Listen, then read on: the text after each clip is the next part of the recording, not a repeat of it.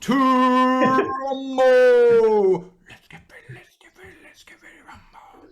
Right, that's recording, and that's recording, and now I need to clap, and now you need to clap. No, loudly. Really? That's as loud as it goes, really. There you go. That's a clap. Sorry, I moved closer to the mic. That's as loud as my hands are stinging, Martin. Okay. From the Basement, the only blockchain podcast that interviews the forgotten and downtrodden devs that actually do the work, hosted by me, Martin G. And this episode we'll be talking to skymaster Ryan Gledhill about what makes a good Corda developer. Hi, Ryan. Mr. Martin, how goes it? Well, I'm looking forward to this one, I tell you that. Ryan is a bit of a superstar in the Corda world. He is currently CTO of Ivno, a digital asset settlement provider. Is that about right? Yeah, that's about right. I can probably elucidate that slightly more if you'd like me to.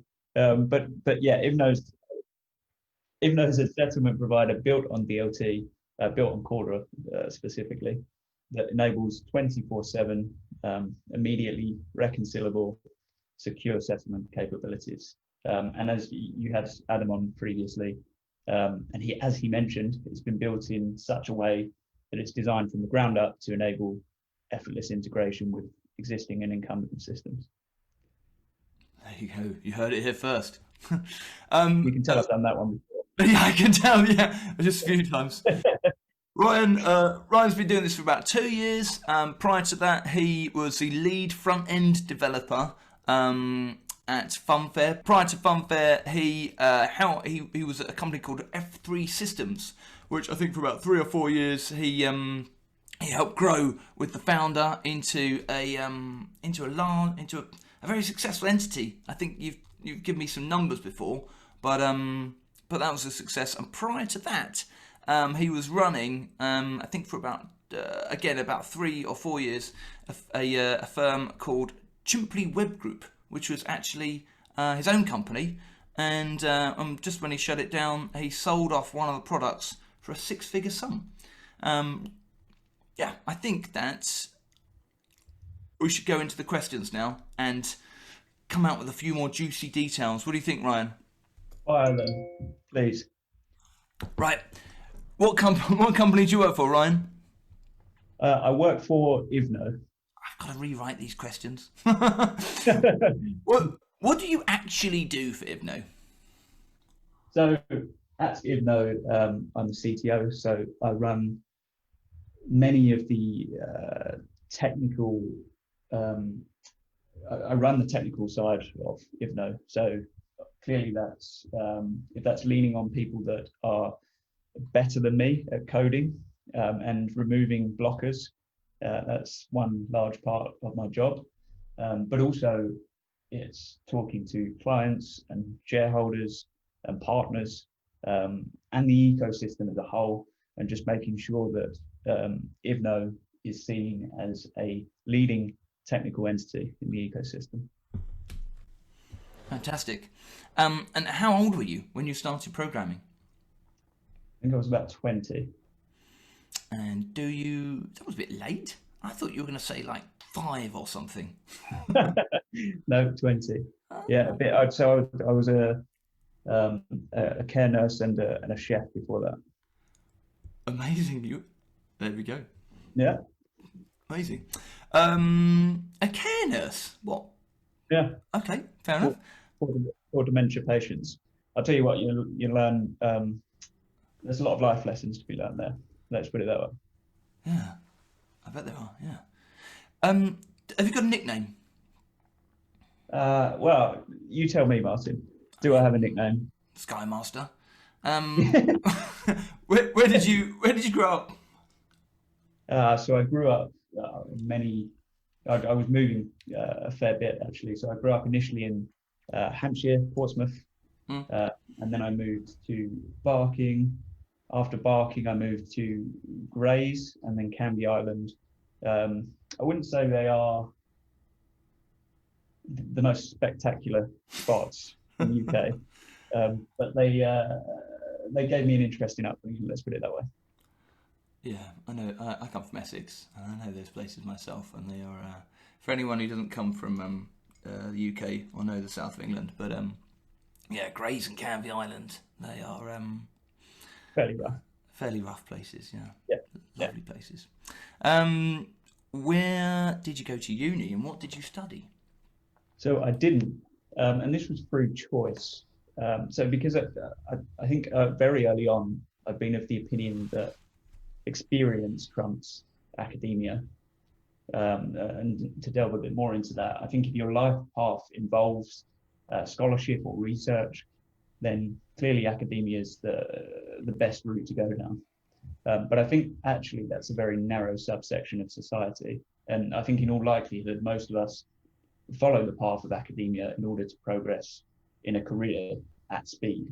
So I actually believe that for the majority of us, academia and career progression are orthogonal. So I mean, for example, let's take a list of qualities that ensures employers can extract maximum value from you as a developer.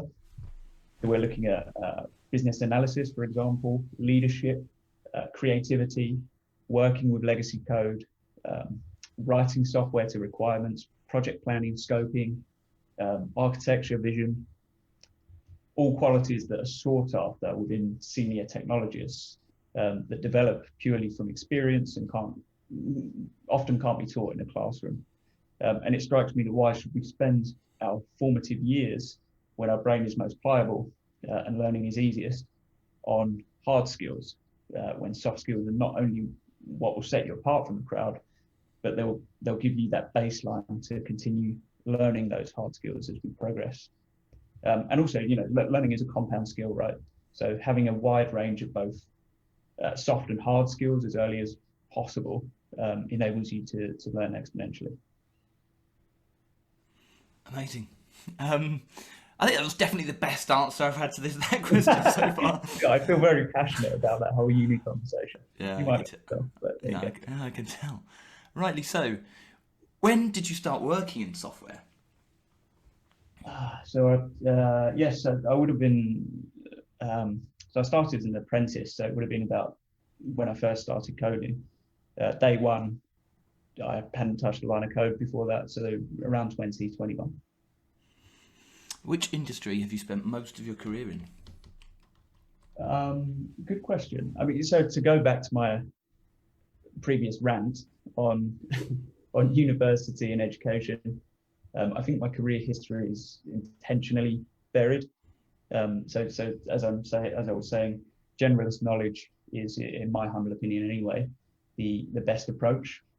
Spending too long in any vertical of technology can potentially ensure narrow viewpoints.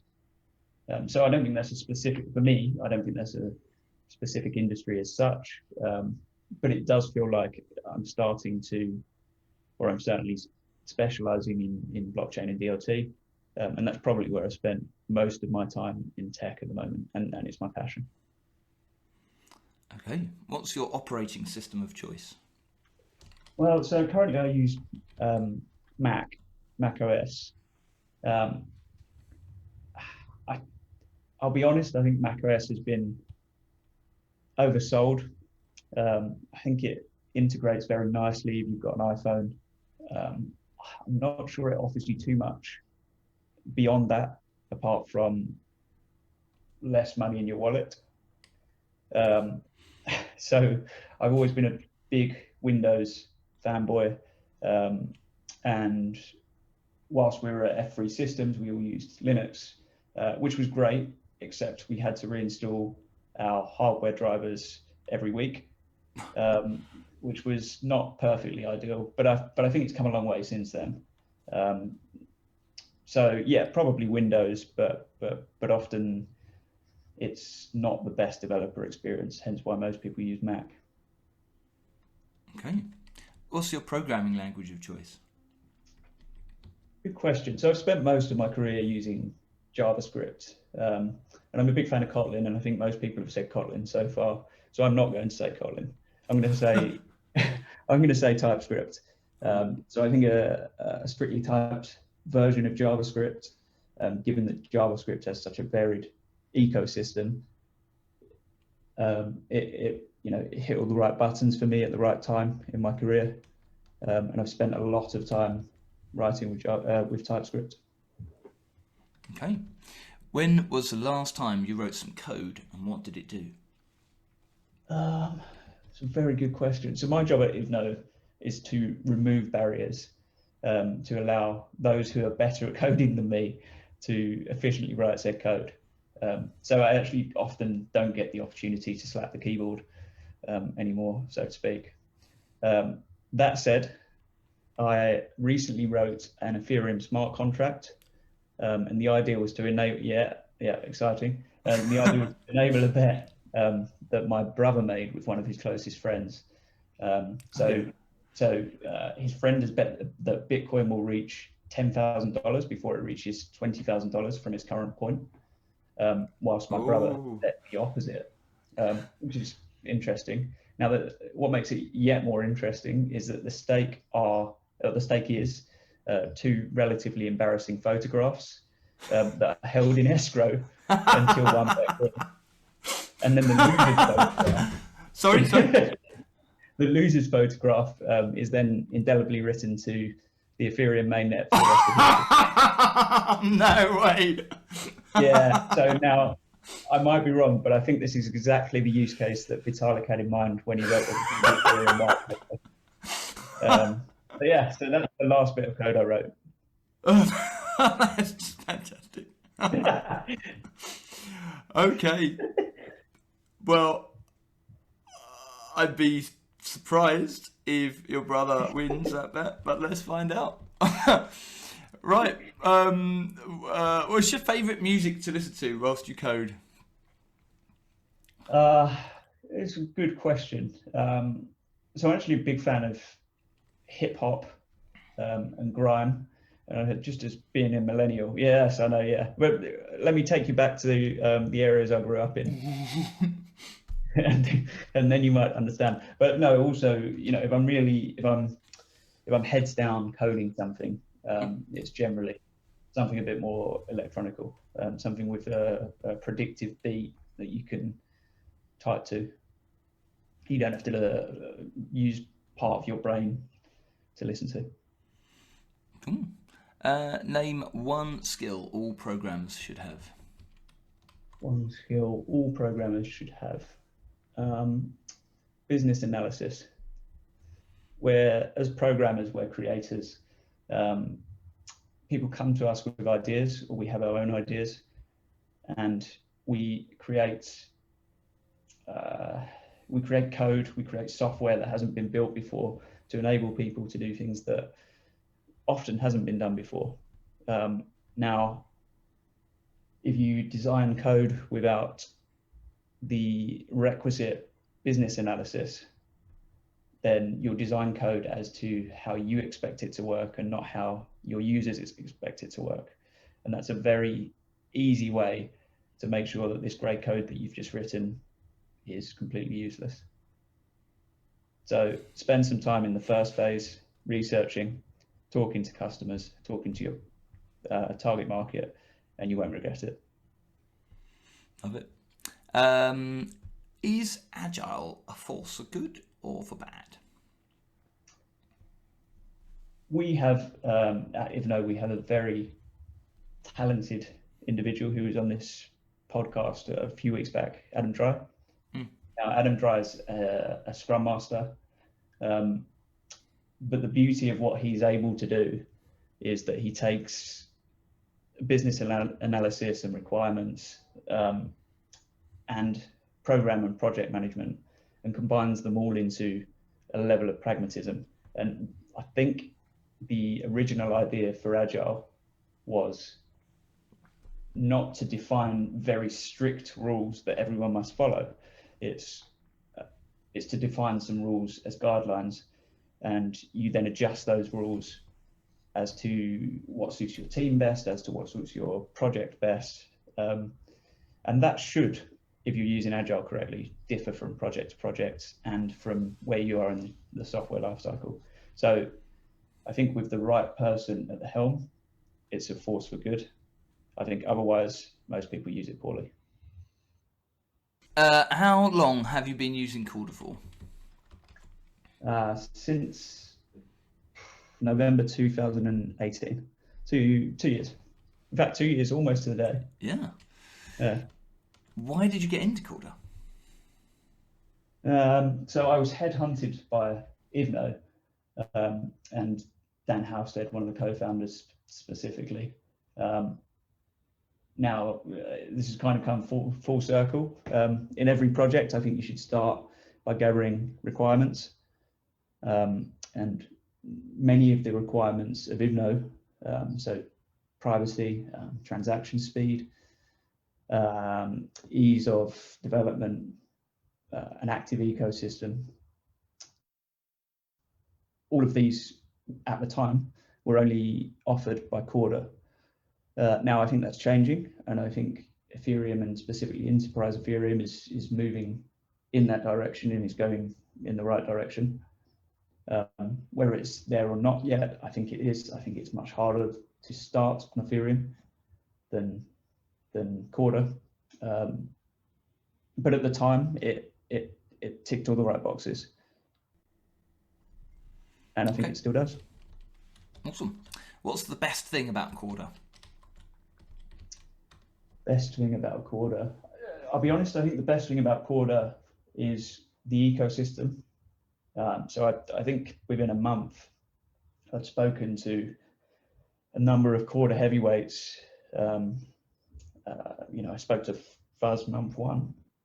I spoke to you month one. I think I even spoke to Mike Hearn on month one, and we started breaking down requirements. So R3 as a company, they do very well in furthering that ecosystem and pushing that ecosystem forward. But I think also the ecosystem itself, i.e. the developers and the architects and the builders, they all, because it's a nascent industry, they will help each other. So that's the beauty of it. I think if you join an existing larger ecosystem, it can sometimes be harder to become ingrained and to have your questions answered and to contribute. So the ecosystem. What's the worst thing about Corda? I'm going to preclude this by saying that R3 do a brilliant job in innovation, in driving forward the ecosystem, as I say, in partnering and in working on use cases, in demonstrating. I think they do an exceptional job. I think what they could do slightly better is those error messages, because they can be painful. I'm lucky in that I have to write less code nowadays, but I often hear that as feedback. So I think that could do with some extra work as a constructive point. Okay, cool. And finally, and I think we're going to cover this indirectly in a minute, but what is the best place to start with Corda? Great question. So currently, I think there are a varied list of resources. I think the best place to start currently is the R3 website. Get yourself on a boot camp, start reading through the docs, and really start hammering away at the keyboard. Hang around in Corda Slack channel, find a number of use cases that you find interesting and that the ecosystem as a whole needs to solve, and start trying to fix one of them. Even if you don't get very far, you'll find you get feedback from the industry. You'll find you speak to people, and you'll find you learn quicker than you think you're learning. However, I do think there are a number of resources that can be hard to find when you first enter the ecosystem. So I have an upcoming blog post called a Cordapendium. I know, which is where I'm planning to amalgamate all of the resources that helped me. and that I think might help others. So Yeah.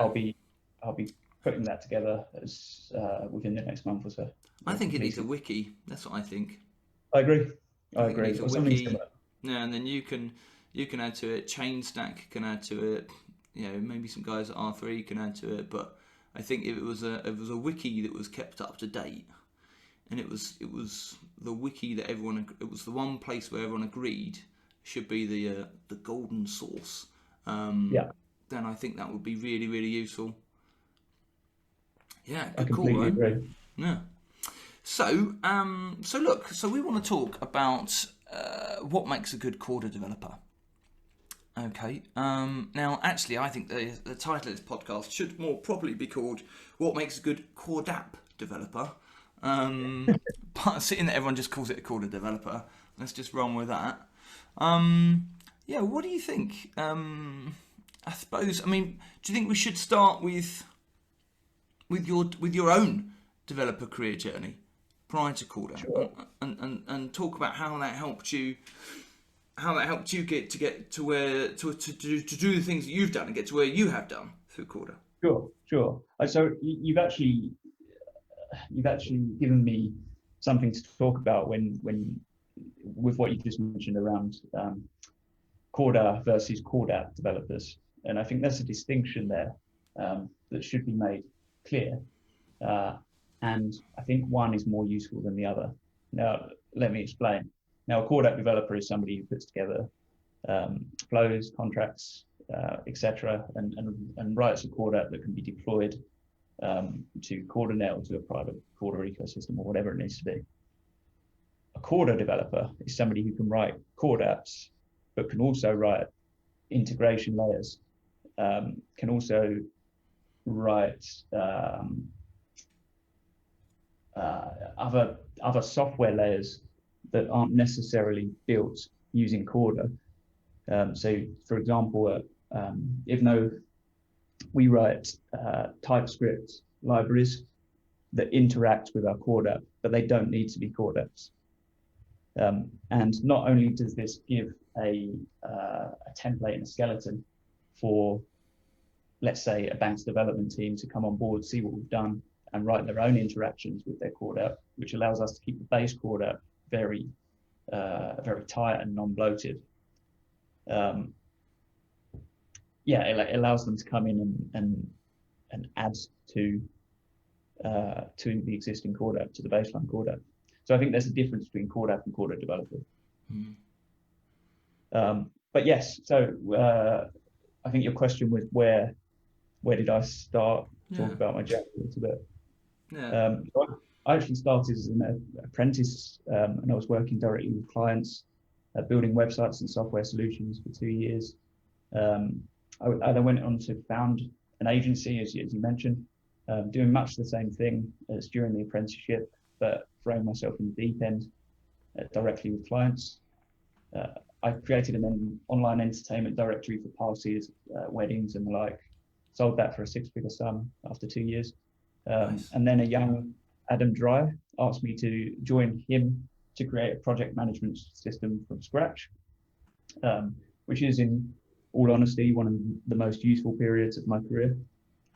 Everything was created bespoke and from scratch, and the level of complexity we managed with a small team was unbelievable. I think there's now around 200 million worth of active projects on there. Around that time, I fell in love with blockchain and DLT. Spent most waking hours learning about it, much to the annoyance of my fiance at the time. I then joined a startup called Funfair, and this was around the time the crypto industry was in full bull market mode. So it was really an interesting time. And Funfair raised close to $40 million in ICO. So we had a ton of resources. We had some real talented staff. And my favorite part was that the team was recognized as being the first to architect and deploy stake channels as a scaling solution on Ethereum. Yeah. So to give some context on what that means, we completely eradicated the issue of having a minimum 15-second block time between turns. Instead, it became effectively a real-time application, which was the first time that had been done on Ethereum. The transactions per second of the application went from around 13 to 15, which is the current logical limit of Ethereum mainnet, to somewhere in the region of tens of thousands. So that was a really cool time. That's the definition of being at the cutting edge. So that was really exciting. I was then headhunted to join Ibno, where Dan Halstead, Chris Rayner-Cook, and myself were the first to architect and shape the original version of Ibno.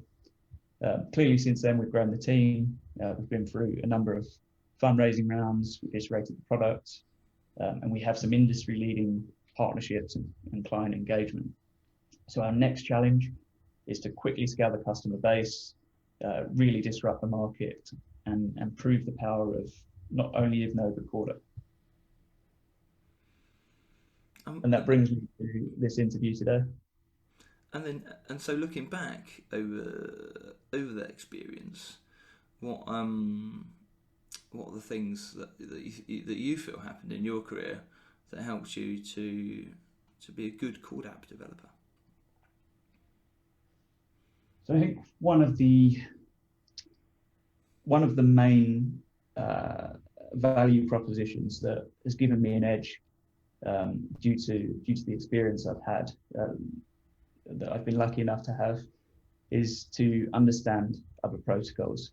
And I think, again, this comes back to being a good Corda developer versus a Corda app developer.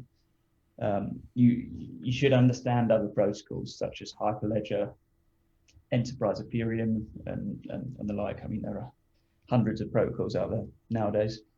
But we will very quickly enter a period of interconnectivity between chains.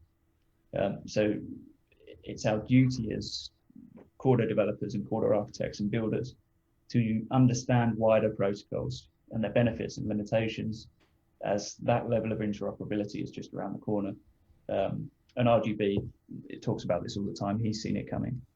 But you will absolutely be asked by clients and other employees why Corda is better for some sort of scenarios than others, and of course vice versa.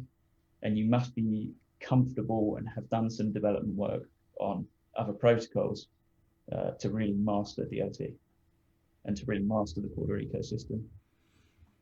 That's really interesting. Because I mean, do you think it helps at the beginning when you're first learning Corda?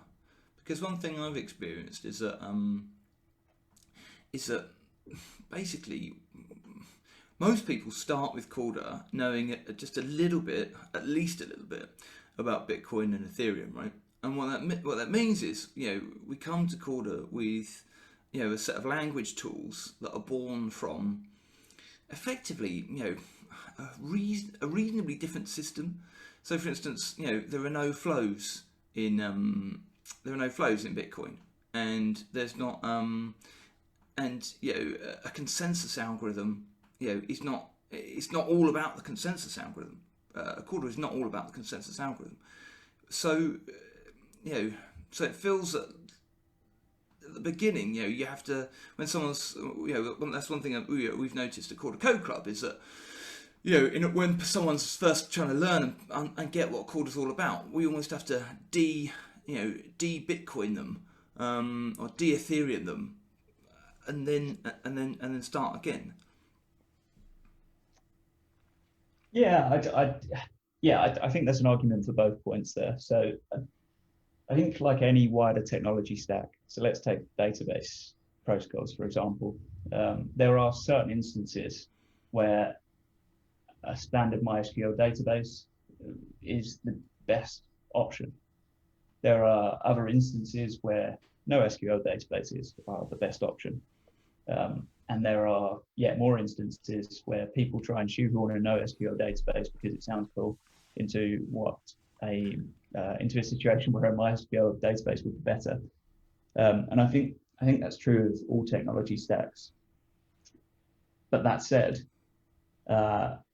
there are solutions such as DeFi, which perhaps lend themselves to Ethereum as an ecosystem more so than Corda. I think traditional finance lends itself to Corda for obvious reasons, peer-to-peer privacy being one of them. So I think having that wider range of knowledge can be useful to choosing the right tools and to choosing the right way to build your Corda.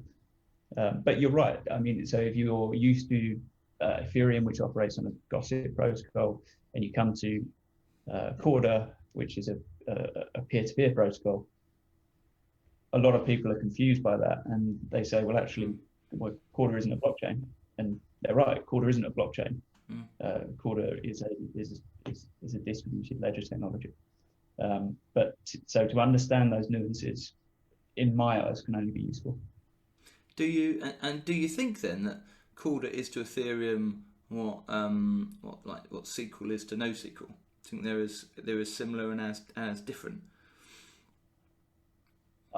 Yeah, so I think Bitcoin was a kind of a layer zero cryptocurrency, layer zero blockchain, and we wouldn't be here talking if Satoshi hadn't created Bitcoin. I think then Vitalik iterated on that with a layer one, which was Ethereum, and I think they're iterating on that further with enterprise Ethereum, with scaling and sharding and various other techniques that they're using to bring Ethereum mainnet into the mainstream. I think Corda's one step beyond that, in that it's useful and applicable to existing business cycles.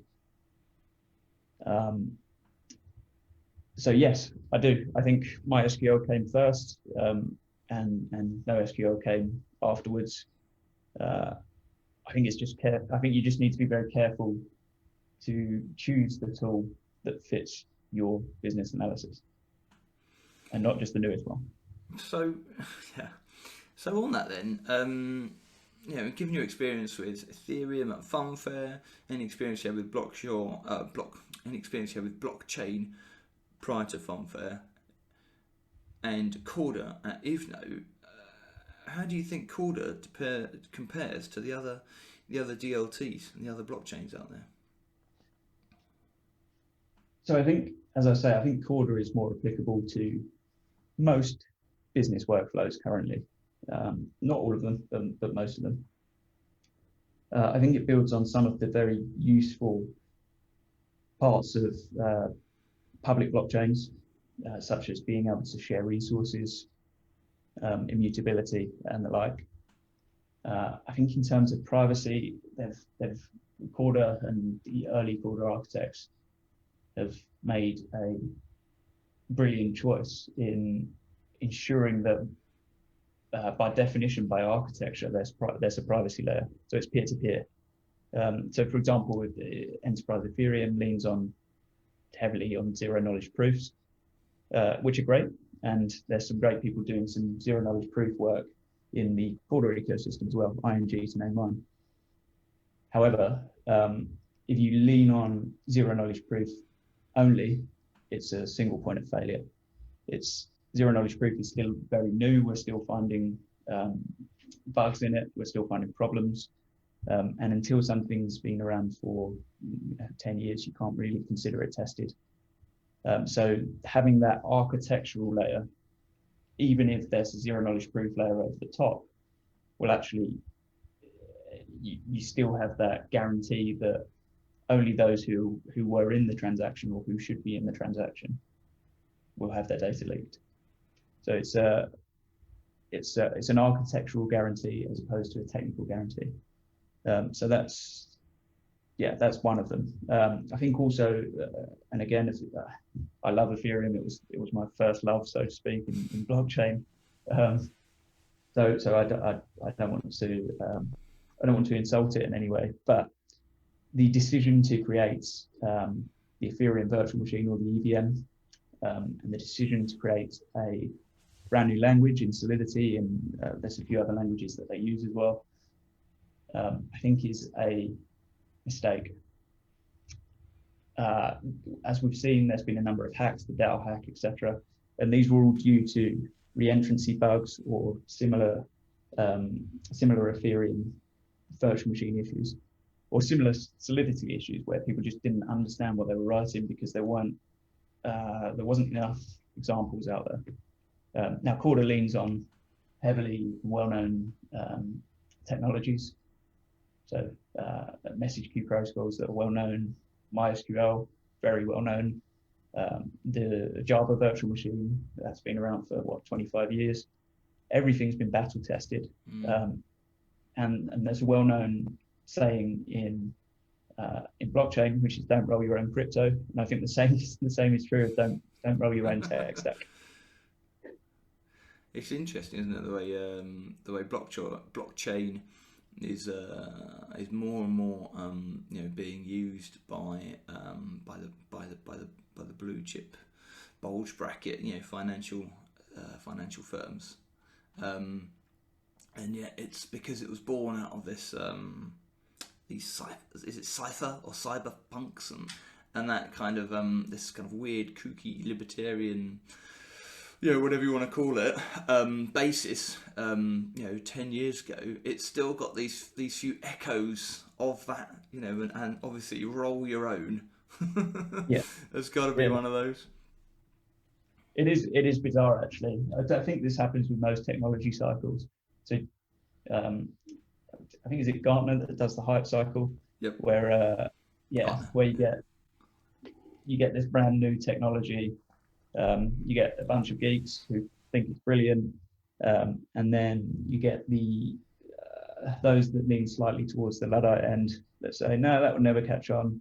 I think they said that about PCs, mobile phones, and the like. So I think when you get that sort of interest, and people regularly and still do cuss down Bitcoin with weak media interpretations.